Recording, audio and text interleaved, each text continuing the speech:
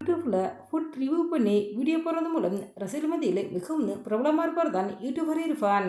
YouTuber Irfan அவர்கள் அடுத்தடுத்து நிறைய சர்ச்சையில் சிக்கிட்டே இருக்காருன்னு சொல்லலாம்.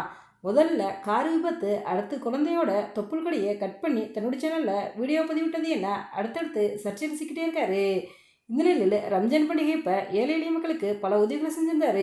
அதாவது ஏழை எளிய மக்களுக்கு சாப்பாடு, ட்ரெஸ்ஸு, உணவுப் பொருட்கள்லாம் கொடுத்தாரு. இந்த மாதிரி பொருட்களை எல்லாம் கொடுக்கும்போது அவர் காரை விட்டு கீழே இறங்கிறாமல் காரில் கொஞ்சம் பொருட்களை கொடுத்தாரு. அது மட்டும் இல்லாமல் அங்கே இருக்க மக்கள்கிட்ட எல்லாம் ஏளனமாக பேசியதாக்கும்.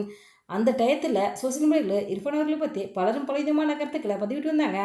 ஆனால் இந்த பிரச்சனைக்கு எதுக்குமே விளக்கம் கொடுக்காம இர்ஃபான் அவர்கள் ரொம்பவே சைலண்டாக இருந்தார். இந்த பிரச்சனைக்கெல்லாம் அப்புறம் தான் இர்ஃபான் அவர்கள் ஃபேமிலியோட மக்களை போய்ட்டு உம்ரா செஞ்சுட்டு வந்திருக்காரு. இந்த நிலையில் இர்ஃபான் அவர்கள் தன்னுடைய சமூக பக்கங்களில் ரொம்பவே எமோஷனலாக பேசி ஒரு வீடியோ ஒன்று ஷேர் பண்ணியிருக்காரு. அதில் அவர் என்ன சொல்லியிருக்காருண்டா, நான் செஞ்சது தப்பு தான், என்னை மன்னிச்சிடுங்க. அந்த பிரச்சனை நடந்தப்பவே நான் இதுக்கு விளக்கம் கொடுத்துருக்கணும். ஆனால் அந்த டயத்தில் நான் ஏதாவது விளக்கம் சொன்னேன்டா அது தப்பாக தான் போகும். அதனால தான் நான் இவ்வளோ நாள் சைலண்டாக இருந்துட்டேன். வறுமையில் இருக்கவங்கள பார்த்து நான் ஏளனமாக பேசுன்னு சொல்கிறீங்க. நான் அந்த மாதிரி பேசுகிற ஆள் கிடையாது. நானும் ஒரு காலத்தில் வறுமையில் இருந்தவன் தான். ரொம்பவே கஷ்டப்பட்டு தான் நல்ல நிலைமைக்கு வந்திருக்கேன். இந்த மாதிரி வறுமையில் இருக்கவங்கள பார்த்து ஏளனம் செய்கிற ஆள் நான் கிடையாது. அதே மாதிரி இல்லாதவங்கள பார்த்து சிரிக்கிற ஆளும் நான் கிடையாது. குழந்தைகள்கிட்ட கூட நான் தப்பாக நடந்துக்கிட்டே அப்படின்னு சொல்கிறீங்க. பணம் வந்துட்டதுனால நான் ஆடுறேன்னு சொல்லி என்னை பலரும் பல விதமாக விமர்சித்து சமூக பக்கங்களில் கருத்துக்களை பதிவிட்டு வர்றீங்க.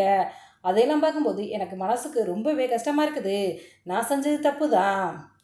நான் செஞ்ச தப்பை ஒத்துக்கிறேன். நான் தனிப்பட்ட முறையில் அந்த மக்கள்கிட்ட மன்னிப்பு கிடைக்கிறேன். தயவுசெய்து என்னை எல்லாரும் மன்னிச்சிடுங்க அப்படிங்கிற மாதிரி ரொம்பவே எமோஷனலாக அந்த வீடியோவில் இர்ஃபான் அவர்கள் பேசியிருக்காரு. இதுதான் இப்போ சோசியல் மீடியாவில் பகிரப்பட்டு வேலை வந்துக்கிட்டு இருக்குது.